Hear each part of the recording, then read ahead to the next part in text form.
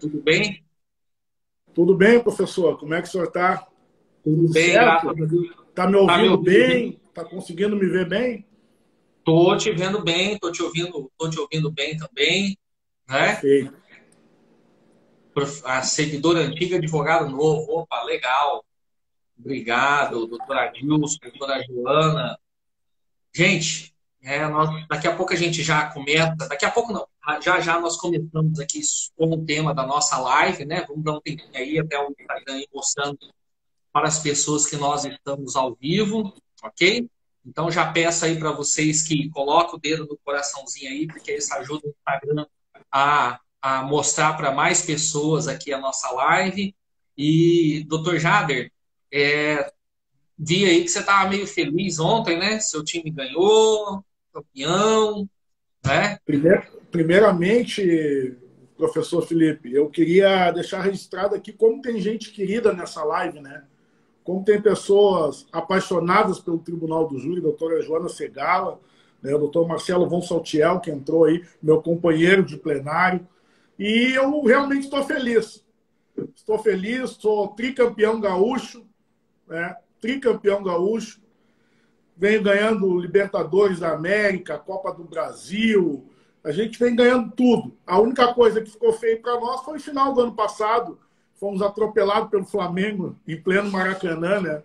Mas eu acredito que já é página virada, já conseguimos superar e vida que segue. Vida que segue. Gente, quero pedir para vocês irem até se mostrando, se apresentando aí, de onde vocês estão falando. Quem está aí, alguns eu conheço já, né? De lives aí, né? Marcelo, pelo que o doutor Jader falou aí, do Rio Grande do Sul, né? Daqui a pouco a gente já se apresenta também, né? Para cada um aí, para quem segue o doutor Jader, para quem me segue, aí a gente já vai tocar o barco aqui. Pessoal, ó, uma coisa, a gente tem muito conteúdo, Joana de Minas Gerais, muito conteúdo assim interessante para essa noite de hoje sobre persuasão no júri, ok? Como eu disse, nós falamos e que eu disse no início antes do Jader entrar, vou te chamar de Jader, tá bom? Pode ser? E me Perfeito, chama de claro, Felipe ótimo. também, falo de Salvador, Bahia, né? Opa, obrigado, doutor Entrou um Marcelo, aqui do flamenguista Rio aí de folgando. Janeiro, Marcelino Entrou um Andrade. flamenguista folgando aqui nos gaúchos, dizendo que a gente Aracaju, foi massacrado. Bom Jesus, é verdade. E aqui em casa a gente é dividido, né? Minha esposa é gremista, meu filho é gremista e minha filha é flamenguista e eu flamenguista. Foi muito bom aquele jogo da gente assistir junto. Roberto, obrigado, Raulana. Tá joia.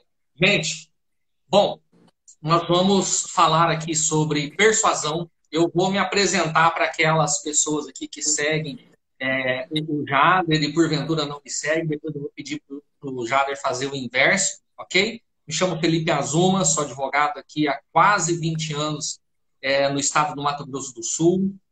Sou filho de advogado, filho de tribuno. Antes de começar na faculdade, eu já assisti a júri. Então é algo assim que é uma paixão mesmo. Sou professor aqui há 16 anos já na faculdade, aqui onde eu me formei, e lecionei também na Universidade Estadual, na Universidade Federal, aqui como professor contratado, substituto. E é uma grande alegria, faz um ano e alguns meses aí que nós começamos a compartilhar conteúdo nas redes sociais, porque nós vemos aí muitas vezes alguns colegas saindo da faculdade, muitas vezes, e aqui eu faço uma meia-culpa, porque a faculdade não nos prepara para isso. Opa, o Franklin, daí, grande Franklin, né, de Santa Catarina, está fazendo live toda terça, tá muito legal também. Beleza, Franklin é Franklin, vamos nosso ficar aí. irmãozão. Franklin, Me Joana diz um pouquinho do Segala, seu conteúdo doutora aqui, Olga né? Popovic, minha esposa também. Maravilha. E é isso, pessoal. Vou passar a palavra para o Jader rapidamente para se apresentar e já nós vamos começar a descer conteúdo. Coloca o dedo aí no coração. Você conhece algum colega do júri? Coloca o dedo no aviãozinho que isso vai compartilhar a live, vai ajudar aí a gente compartilhar a live com várias pessoas, tá joia? Beleza? Vai lá, doutor Jader. Pois bem, professor, eu sou o Jader Santos, advogado criminalista daqui do Rio Grande do Sul, apaixonado pelo Tribunal do Júri, especialista em direito penal, processo penal, e atuo aproximadamente 9 anos, né, desde que me formei, logo em seguida passei na OAB, peguei a carteira da OAB no dia do meu aniversário, dia 8 de março, e no dia 9 já estava fazendo audiência de instrução de tráfico de drogas. Então, não venho de uma família de advogados, muito pelo contrário, eu fui a primeira pessoa dentro do meu núcleo familiar a concluir o nível superior, mas sempre tive dentro de mim essa paixão pela advocacia, essa paixão pelo tribunal do júri. Ainda na minha época de faculdade, eu estagiava na Defensoria Pública daqui de Porto Alegre e sempre que sobrava um tempinho entre o meu trabalho na vara de execuções criminais, eu sempre ia ali dar uma espiadinha no Tribunal do Júri. Ali nasceu essa paixão pelo Tribunal do Júri. Professor, eu não poderia deixar de falar acerca do seu curso, o Masterclass do Júri. Eu, procurando algum curso sobre Tribunal do Júri para me atualizar nesse período de pandemia, eu encontrei o seu curso. E o seu curso tem sido um divisor de águas na minha vida. Não pelo fato de atuar depois de ter feito o seu curso, que ainda não tive essa oportunidade, mas como eu conversava com o senhor logo mais cedo, acerca da forma como eu via o Tribunal do Júri e passei a ver o Tribunal do Júri. Nós tínhamos o Tribunal do Júri como a obrigatoriedade do advogado de conhecer o processo capa a capa, de se debruçar no processo, de estudar cada vírgula, cada ponto dentro de um processo, cada depoimento com todo detalhe, com todo carinho. E eu me contentava com isso. A partir do momento em que eu tive acesso ao seu curso, do Masterclass do Júri, eu pude começar a mudar o meu entendimento acerca do Tribunal do Júri. E eu confesso para o senhor que eu não vejo a hora da coisa normalizar, porque aqui no Rio Grande do Sul os júris estão todos suspensos. Não teve júri aqui no Rio Grande do Sul ainda, né? Eu não vejo a hora de as coisas normalizarem para que eu possa botar em prática aquilo que eu tenho aprendido no seu curso.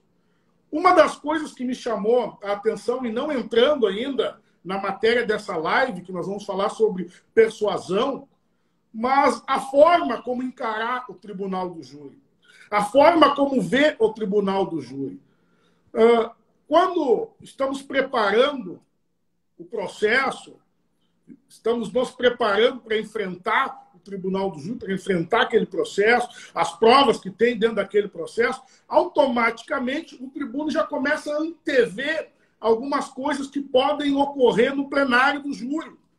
Isso sempre ocorre comigo.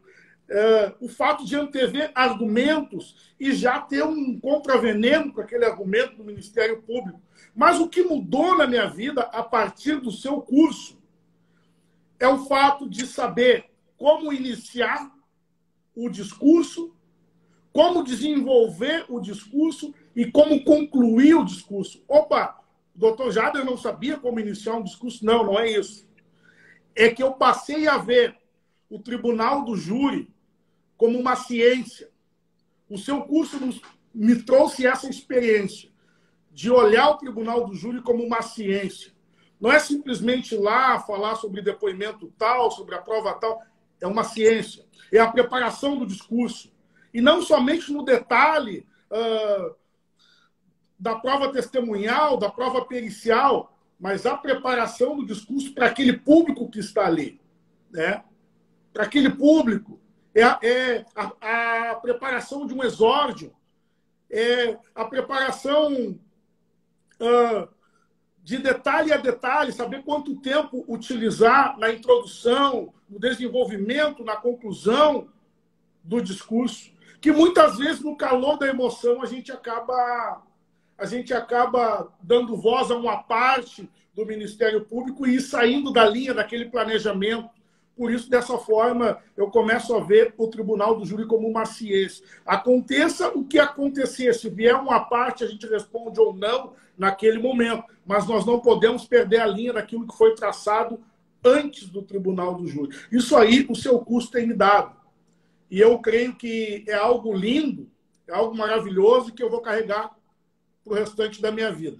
Como eu lhe disse, eu sou um jovem advogado com 9 anos de carreira, mas eu demorei cerca de 6 anos para estrear no Tribunal do Júri, porque eu não me sentia preparado. Eu sabia da responsabilidade que era atuar no Tribunal do Júri. O Tribunal do Júri não é lugar de aventureiro. E quando eu comecei a me sentir preparado, a me sentir capaz de atuar no Tribunal do Júri, era quando eu ia assistir às sessões de julgamento e percebia alguns colegas fazendo coisas que eu não faria. E eu comecei a ver caminhos alternativos para uma parte do promotor, caminhos alternativos para situações que surgiam no decorrer daquele júri, e eu comecei a pensar, pô, eu posso fazer isso aqui.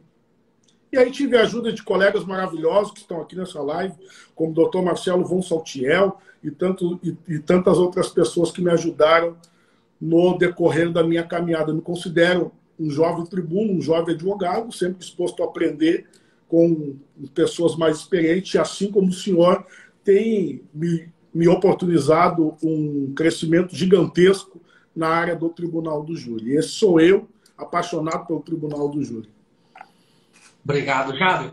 Teve um colega ali, o Marco Aurélio, aqui de Campo Grande, ele falou, Felipe, deve ser muito bom ouvir isso de uma pessoa. E, de fato, é muito gratificante. Né? Enquanto professor, seja da faculdade ou seja de um curso, quando você escuta algo de alguém dizendo que aquilo que você se propôs a fazer está dando certo, está produzindo resultado. Muito embora o primeiro curso que a gente lançou, né, a primeira vez que a gente abriu o carrinho do curso foi em fevereiro, logo na sequência veio a pandemia, e eu só conheço um aluno do curso que conseguiu colocar em prática. Ele fez um júri logo na sequência. Ele estava até na live aqui, o Adriano, e conseguiu ter sucesso ali no júri dele. Então, eu também estou doido para ver os alunos aí entrando em ação. E, assim, eu digo uma coisa, já em relação a esse curso. Eu fiz ele, coloquei ali toda a experiência, obrigado aí, Hélio, né? Coloquei todo o conhecimento. Agora, isso que você falou, muitas coisas, e aí já vamos partir aqui para o nosso tema, né? Muitas coisas que eu mesmo praticava enquanto advogado, eu não sabia, entre aspas, cientificamente o que eu estava fazendo. E quando eu parei para sentar, para organizar o curso Masterclass do Júri, eu vi, puxa vida, estudando, eu falei, eu fazia algumas coisas que eu não sabia o que era. E eu vou partindo aqui, tem esse livro aqui, ó, que eu indico para todos que quiserem ler, As Armas da Persuasão. Tem um módulo do curso, e é sobre isso que nós vamos conversar aqui. Tem um módulo do curso que a gente trata só desse livro aplicado ao júri, não é? E eu fiz essa aplicação ali ao júri. Eu vou contar uma história, e é uma das armas da persuasão que eu conto, né, que eu fazia, que eu utilizava no júri, e eu não sabia que aquilo ali era uma técnica, uma arma de persuasão. Mas, olha só, antes de eu contar essa história, pensa no seguinte, por que existem vendedores numa loja de sapato, numa loja de carro, enfim, no comércio, que eles vendem o mesmo produto pelo mesmo preço, né? Mas eles conseguem ter muito mais sucesso nas vendas, né, do que outros vendedores da mesma loja que vendem o mesmo produto pelo mesmo preço, mas eles não conseguem vender a mesma quantidade, bater as mesmas metas que esse outro vendedor. Pense também nesse outro exemplo. Por que existem pessoas, né? Você já deve ter assistido aqui um júri que, ao final, o resultado não foi tão bom assim, né, para o advogado, para a acusação, e você escutou alguém na plateia falando, ó, se fosse o fulano de tal que tivesse aqui na defesa, o resultado seria outro. Ou o contrário, se fosse o promotor Beltrano aqui, esse réu não tinha saído livre. Ora, é o mesmo réu, é a mesma vítima, é o mesmo processo, são os mesmos jurados, né? E por que se atribuem resultados diferentes para a mesma situação? Simples, porque existem pessoas que são mais persuasivas do que as outras. E isso pode trazer um tom de tristeza. A pessoa pode falar, meu Deus do céu, tem gente que é melhor, mais persuasiva, mais convincente. Persuasão é convicção, né? Poder de convencer as pessoas do que outro. Isso é uma notícia triste. Mas tem uma notícia boa. A notícia boa é que você pode aprender. É que existem técnicas para isso, né? E algumas dessas técnicas nós vamos falar, né? Olha só, uma vez, e eu conto isso, acho que no curso, eu estava na aula, sábado de manhã, e chegou uma aluna, né, Jader, com os olhos lacrimejando ali. Falou, professor, eu queria conversar com o senhor no final da aula. Eu falei, tudo bem, podemos conversar. O que que aconteceu? Ela falou, professor, ontem eu fui jurada. Ontem eu fui jurada. E, olha só, eu condenei o réu. Ela era de uma outra cidade, né? Só que hoje eu estou com um problema, eu estou com peso na consciência. Eu acho que eu não deveria ter condenado o réu. E era um caso, assim, sabe, de um irmão que matou o padrasto porque descobriu que o padrasto estuprava a irmã quando era pequena, né? Uma situação assim, né, que mexe muito com as emoções. E aí eu peguei e tentei acalmar, olha, você já votou, você votou com a sua consciência, tá bom, você não vai apavorar a pessoa nessa hora, fala, por que que você fez isso? Aí vai, né, jogar mais tempo na consciência da menina e não vai resolver nada, o problema dela, né? Vai sair dali e vai procurar um psiquiatra, um psicólogo. Mas eu utilizei isso várias vezes nos júris, no final, ali na peroração, e contava essa história. E é claro que com toda uma dramatização, né, própria do plenário do júri para aquele momento. E aí eu, ao final, dizia para os jurados, fala, olha, senhores jurados, o tempo que os senhores têm para absolver é o tempo de hoje, é o tempo de agora. Amanhã não adiantará os senhores virem e procurarem alguém, algum colega com peso na consciência de que achava que deveria ter absolvido e não absolveu.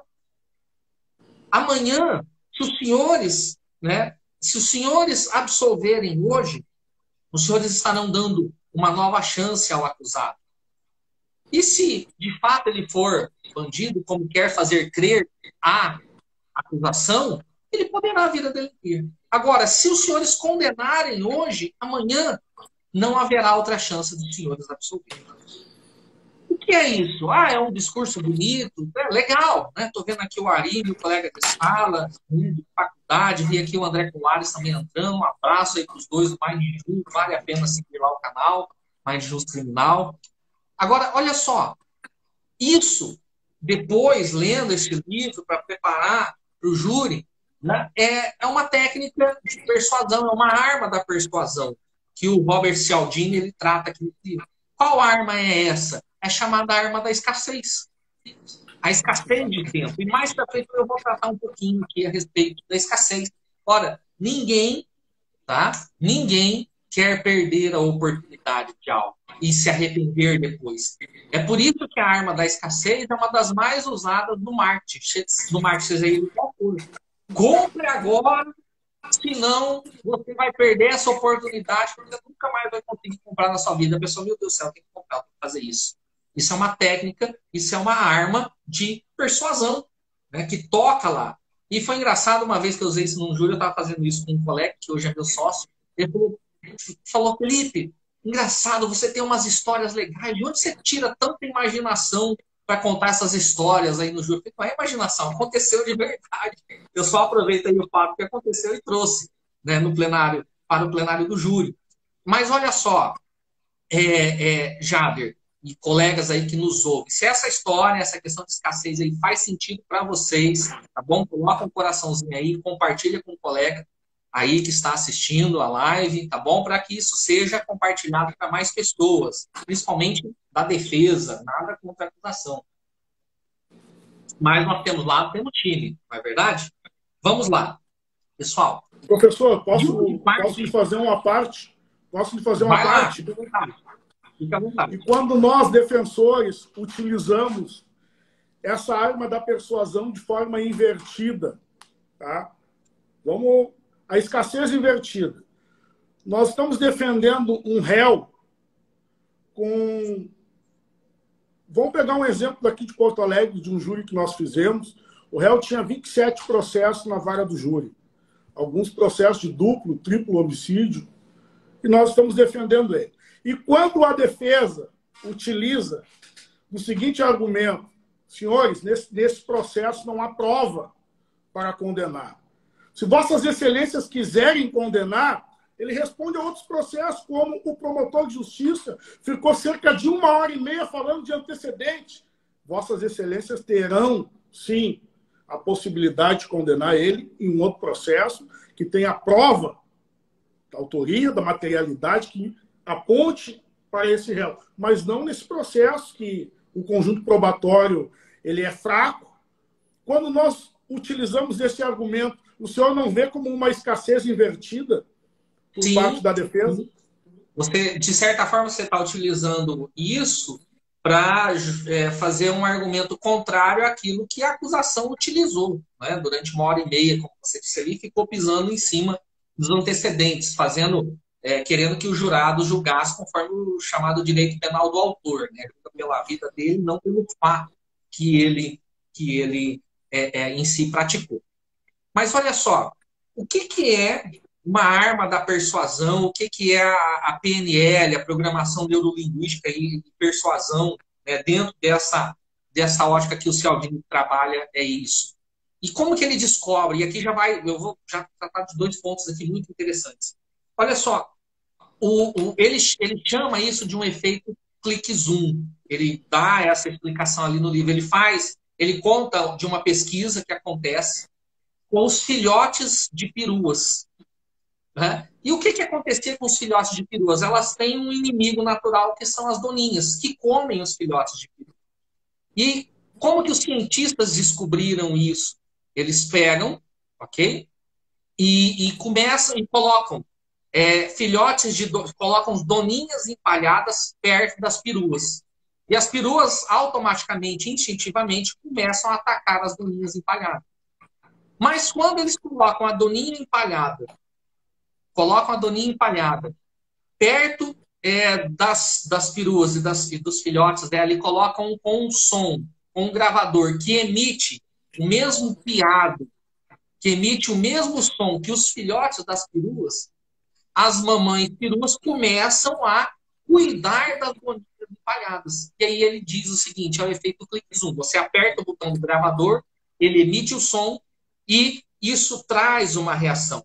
E por que existe isso? Na nossa vida, no nosso cotidiano, nós temos que tomar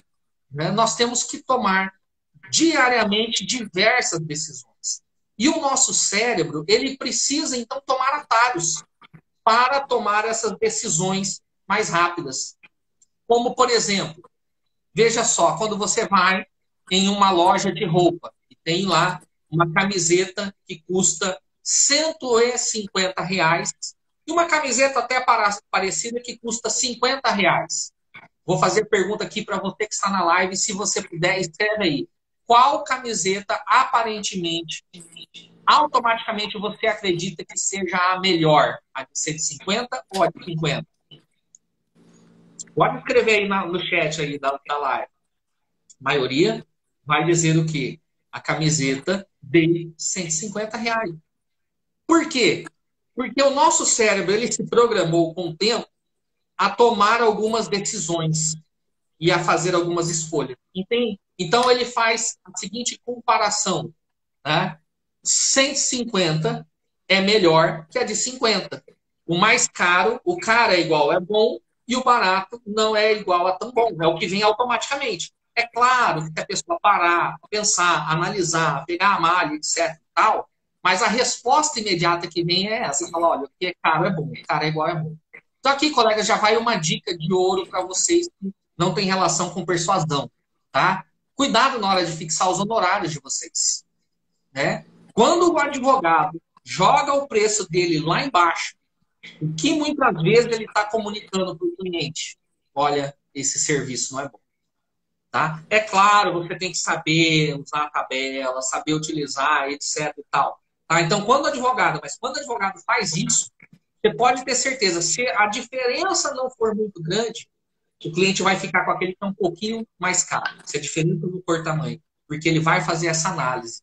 Okay? Então, não subestime o valor do seu honorário, do seu trabalho, porque senão é isso que você vai comunicar.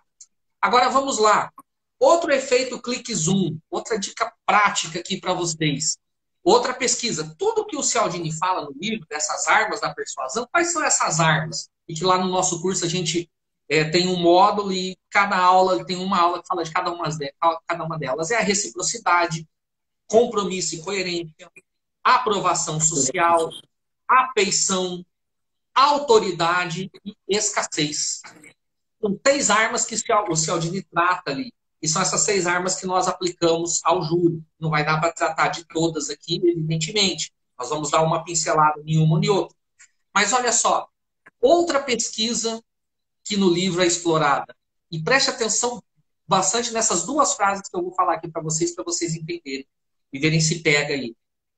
Uma pessoa a pesquisa era essa, uma pessoa chegava numa fila de xerox, tá? E ela chegava na fila enorme, ela pedia para cortar, ela falava para cortar a fila, ela dizia o seguinte: com licença, eu tenho 5 folhas de xerox e eu preciso, e eu estou com pressa, eu preciso cortar a fila. 94% das pessoas, né, das vezes que isso aconteceu, ela conseguiu a autorização, ela conseguiu o consentimento, o assentimento das pessoas que estavam na fila. No segundo momento, na segunda frase, na segunda vez, ela dizia o seguinte: com licença, olha, eu preciso, com licença, eu gostaria de cortar a fila aqui, né? Eu gostaria de cortar a fila, gostaria de tirar o chefe. Ela teve 60% de assentimento. Aí vem um terceiro momento, preste atenção. Essa pessoa dizia o seguinte: com licença, o pesquisador, né? Com licença, eu preciso tirar essas folhas de xerox, porque eu preciso cortar fila, porque eu preciso xerocopiar 5 folhas aqui, tirar 5 cópias. Olha só, na primeira frase, ela dizia: eu preciso cortar a fila, porque eu estou com pressa. Na terceira frase, ela dizia o seguinte: eu preciso cortar a frente, tá? Cortar a fila, porque eu preciso tirar cópia. É óbvio, se ela está numa fila para tirar xerox, ela precisa estar ali para tirar xerox. Então, essa justificativa não tem nada a ver.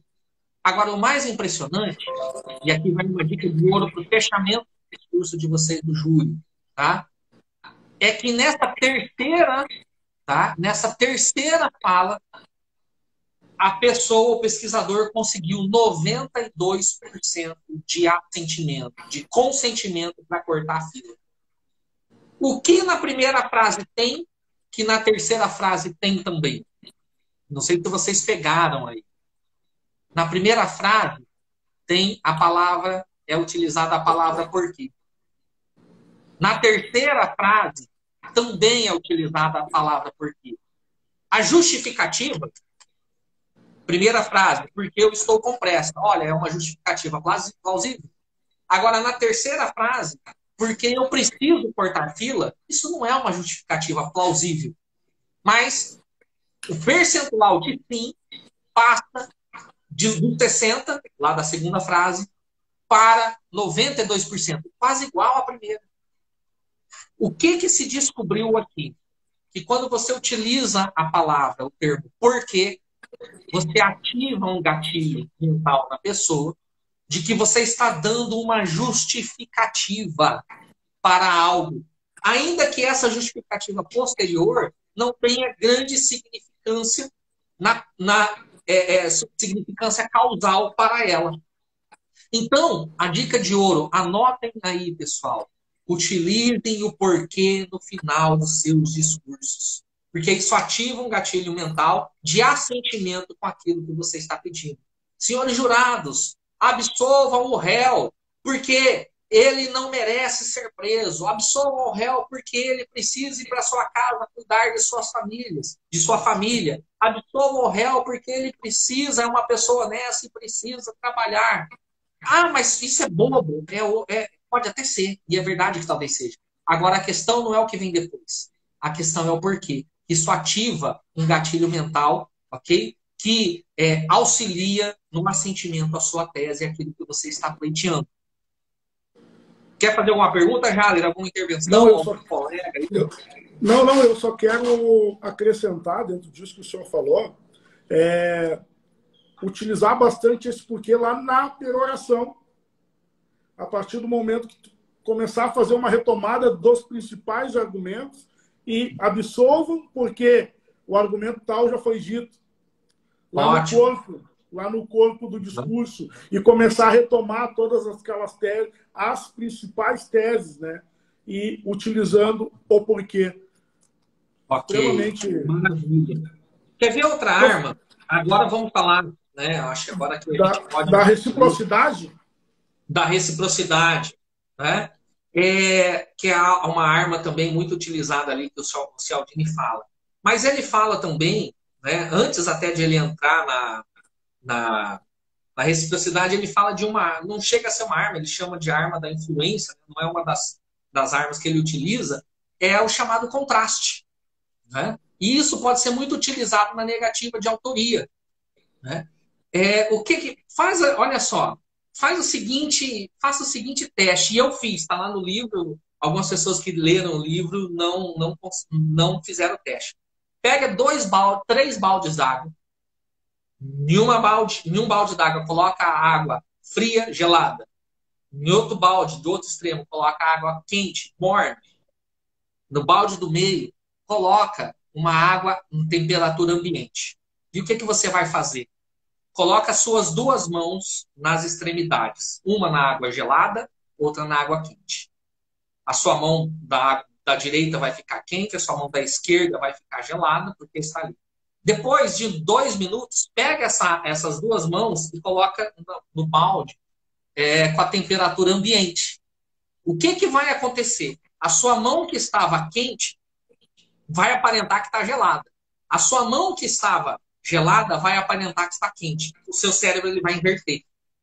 Né? Ele vai fazer assim. É muito engraçado, é interessante você fazer isso. É muito legal. Né? Fiz isso com os meus filhos, eles amaram. Ficaram, nossa, que engraçado. Agora, isso, né, é uma arma chamada de contraste. Né? É uma arma chamada de contraste. Quando você pode utilizar o contraste? Presta atenção, você que já foi comprar um terno, tá? Você que já foi comprar um terno, né? O vendedor, se ele é bem treinado, e agora já vou aplicar o juro, ele vai te mostrar, Jader, né? Ele vai te mostrar os ternos mais caros primeiro, de 2 contos, 3 contos, né? Aí você vai assustar, né? Pô, um terno de 2, 3 contos não é para todo dia, né? É para aquele júri, mas eu vou estar com a beca ainda em cima, beleza? Logo na sequência, o vendedor vai te mostrar um terno de R$ 700. Você vai achar barato. Um terno de R$ 1.000, você vai achar barato. Porque o anterior custava R$ 2.000, R$ 2.500. Né? Agora, quando ele te mostra um de 1.000, parece barato. Isso é o quê? Contraste, pessoal. Felipe, o que raios tem a ver com júri, ou com tese de júri, ou com convicção? Você pode utilizar o contraste na escolha das suas teses. Você pode, por exemplo, você sabe que é um caso difícil de ter absolução, mas de repente né? Você pode fazer o quê? Pedir absolução, nem que seja pela clemência, ou força Exatamente. na tese ali de uma legítima defesa. Mas o que você quer na realidade é um privilégio.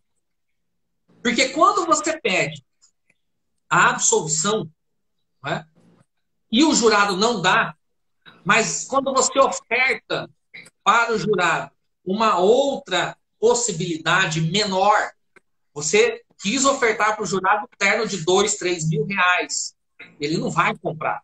Mas quando você mostra para ele o terno, entre aspas, aqui, tá? De R$ 1.000, de R$ 700, e no caso aqui a tese, que não é absolutória, a tese que vai diminuir, só vai diminuir apenas, senhores jurados, do acusado, isso você está fazendo, você está oferecendo essa arma do contraste para ele.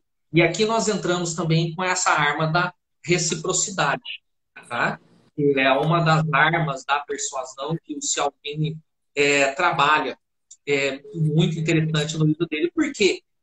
Falando de reciprocidade, tem uma regra muito simples. Todas essas armas aqui, pessoal, estudadas no livro, são armas da convivência do dia a dia, né? Do dia a dia.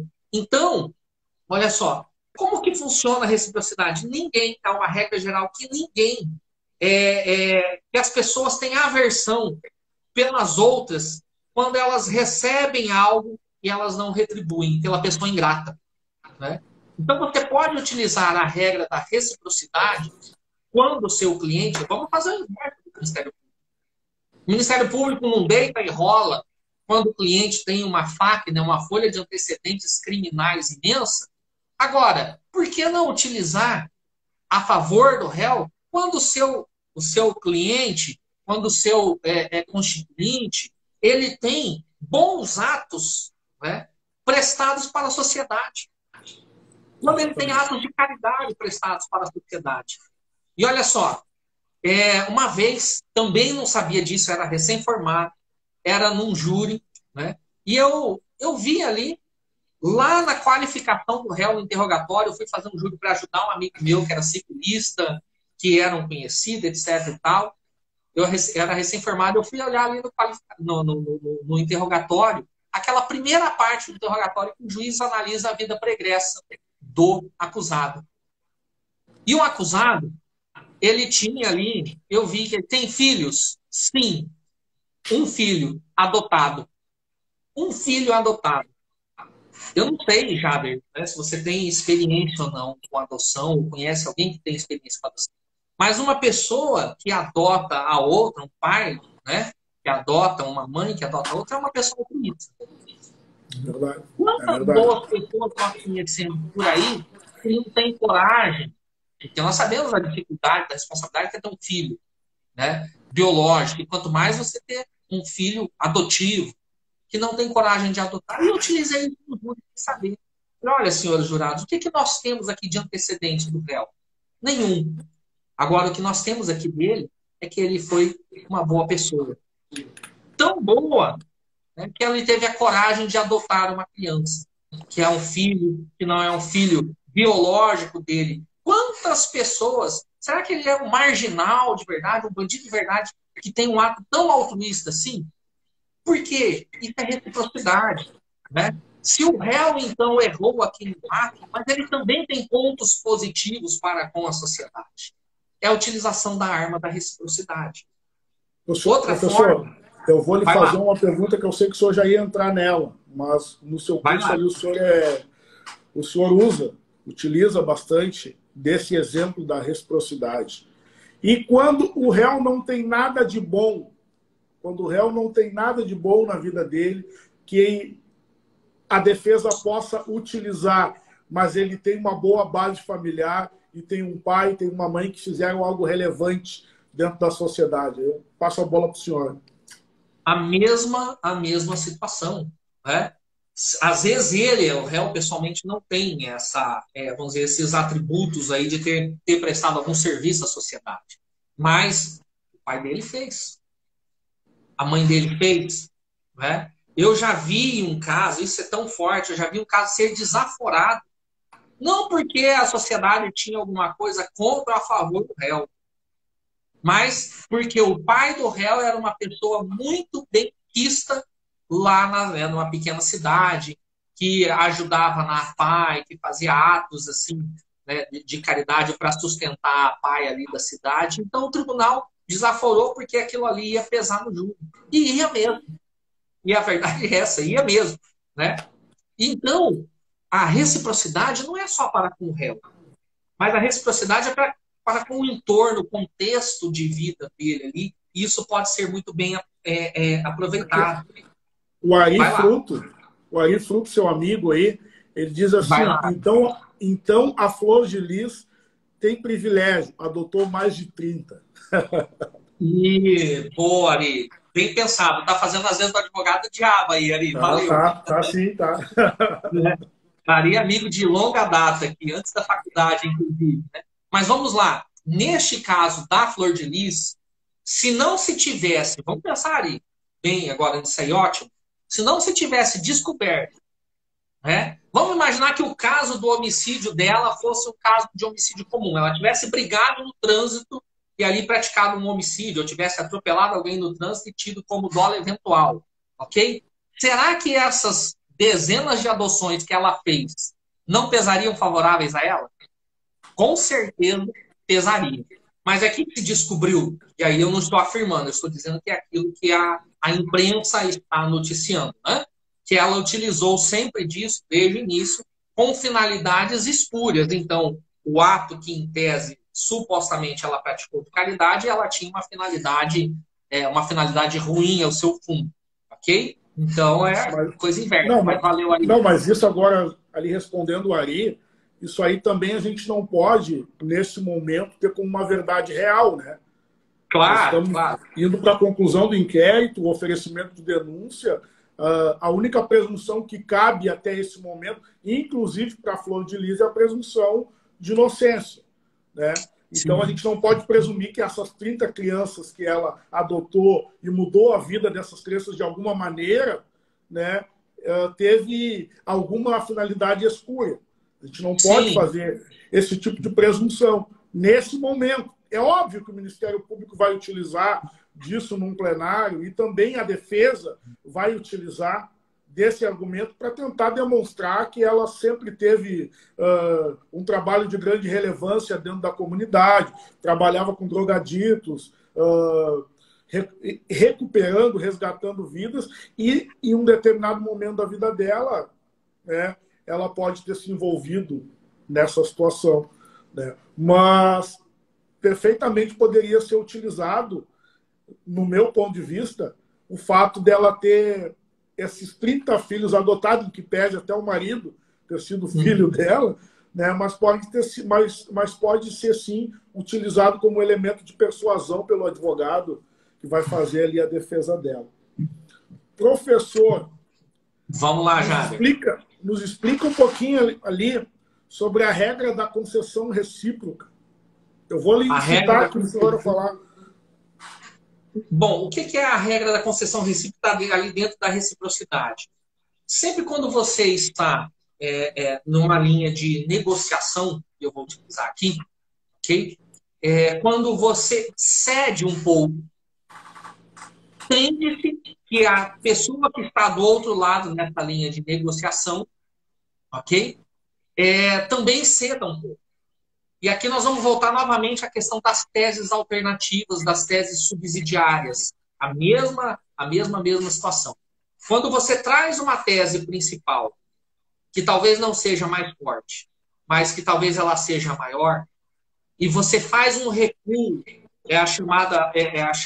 esse recuo, essa concessão recíproca, você está recuando, você está falando, olha, tá bom, você pode não absolver, mas então eu quero que diminua a pena. Se nós pensarmos lá, talvez um dos julgamentos mais famosos da história do júri do Brasil, que foi o caso Doca Street, do Evandro Lins e Silva, se você pegar lá o livro O Salão dos Passos Perdidos, a defesa tem a palavra, ele conta com detalhes sobre este aspecto ali, sobre este caso, nós vamos ver que o Evandro, o Doca Street, que era o acusado ali de ter a técnica do recuo, exatamente, Érico. Nós vamos ver que o Doca Street ele não foi absolvido. O Doca Street ele teve a tese desclassificada pelo excesso culposo. Então, foi desclassificado de doloso para culposo em razão do excesso, né? Que está lá no parágrafo 1 do artigo 23 do Código Penal, que o agente responderá pelo excesso doloso ou culposo, né, se ele se exceder. E agora, e aí nós vamos ver o quê? O Evandro Lins e Silva ele pediu a absolvição e lá no final ele falou, olha, mas para aqueles que não quiserem absolver, ele até utiliza a expressão que tem um coração duro para pensar em uma absolução, a defesa está trazendo aqui uma tese alternativa, uma tese subsidiária, onde o acusado vai pagar pelo que ele fez, mas somente pelo que ele fez, nada mais do que isso. Ele vai ter uma pena mais branda, mas vai ter uma pena, e assim ele poderá quitar seu débito com a sociedade. Ele recua. Isso faz com que aquela outra pessoa que estava pensando só na condenação, ela fala, olha, tá bom, essa é uma arma de persuasão, então eu vou ceder aqui um pouco também. Eu gostaria que o senhor explicasse, isso aí foi de grande valia também do seu curso, como que o seu pai, advogado, o senhor cresceu vendo ele fazendo júri, como que ele agia no momento da votação para explicar, ó, o réu já está com... Boa. Eu tinha pensado nisso falar à tarde, eu já dei uma Exatamente. sobre isso.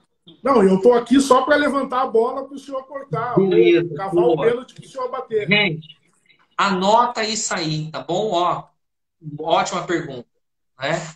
Anota isso aí. Preste atenção. Dica de ouro, hein? Para quem faz tribunal do júri. Essa dica aí é uma dica de ouro. Vale o curso. Só essa dica já vale o curso, já. Já vale o curso.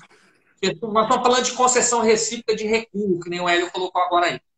Se você pediu duas teses, uma tese absolutória e uma tese subsidiária, ok? A tese absolutória vai ser votada em regra, se não for negativa de autoria, vai ser votada ali no terceiro quesito, que vai perguntar o seguinte: o jurado absolve o acusado, e nós vamos partir para o final com isso aqui, já. Tá? O jurado absolve o acusado, ok? E isso aí eu assistia, né? Os júris do meu pai era muito interessante, né? E eu não sabia, mas depois quando eu fui estudar, eu falei, puxa vida, olha só que era uma coisa que era aplicada e eu não sabia, e nem ele, inclusive. Olha só, o jurado absolve o acusado? Por 4 votos o jurado disse não absolve o acusado. Nessa hora, o que você faz? Peça a palavra ali rapidinho, pela ordem, educadamente. Fala, excelência, gostaria só do esclarecimento. Você vai interromper a votação nessa hora. O juiz vai olhar e falar, pois não. Olha, eu gostaria que Vossa Excelência esclarecesse que os jurados já condenaram o acusado. Ou então, se você não quiser utilizar essa palavra, ou então gostaria que Vossa Excelência esclarecesse para os jurados que o réu já está condenado. Ponto. Você vai cravar isso. Quando você fala isso, você está jogando uma responsabilidade imediata, e é fato, é verdade, para o jurado que ele acabou de condenar. E aí você pode acrescentar. Gostaria que esclarecesse ao jurado que a próxima tese é só, e é bom colocar esse só, de diminuição de pena. Entendeu? Exatamente. Porque o jurado já está condenado. Então agora vamos recuar, vamos diminuir a pena. Vamos tirar o pé do acelerador. Tira o pé do acelerador. Exatamente. Mandar lá para a antessala do inferno, que nem diria o professor René Arieldotti. Pô, estou vendo a professora Noemi Ferigolo aqui. Um abraço, grande orador, estudiosa de oratória aqui de Dourado. Vou lhe questionar mais uma vez, tá? Vamos lá. Vou lhe questionar mais uma vez. Como se defender da regra da concessão recíproca quando ela é utilizada pelo Ministério Público? Vamos lá, gente. O que é agora é o inverso. Eu só estou cavando pênalti aqui, o senhor está vendo? Eu estou numa final de Libertadores, aos 45 do segundo tempo. Eu entrei na área, driblei 1, 2, caía pênalti. Aí eu vai lá e bate no camisa 10. Pode fazer o gol. Vamos lá. Tinha uma denúncia, 2 qualificadoras, primeiro exemplo. E o Ministério Público chega lá no meio do júri, eles fazem isso e faz parte do jogo, não tem que levar, não. O dever deles, o papel deles. Né? Não vamos espalhar aqui o problema, não. E eles utilizam a concessão recíproca, consciente ou não. Né? E aí ele chega lá e fala, olha, senhor juiz, o Ministério Público é justo, é o campo da sereia. Nós estamos aqui para fazer justiça, tanto é que não existe essa qualificadora. Eu peço que vossas excelências aqui retirem essa qualificadora. Retirar uma qualificadora e continuar com outra, a pena mínima vai ser 12 anos, vai ser crime hediondo do mesmo jeito. Primeira situação. Difícil, mas não então. Agora, a segunda situação. 2 ou mais réus, né? 2 ou mais réus são sendo julgados ali. O Ministério Público chega na hora da fala dele, dos debates, e pede a absolvição de um réu e a condenação do seu. Né? Aí é de lascar, aí é difícil.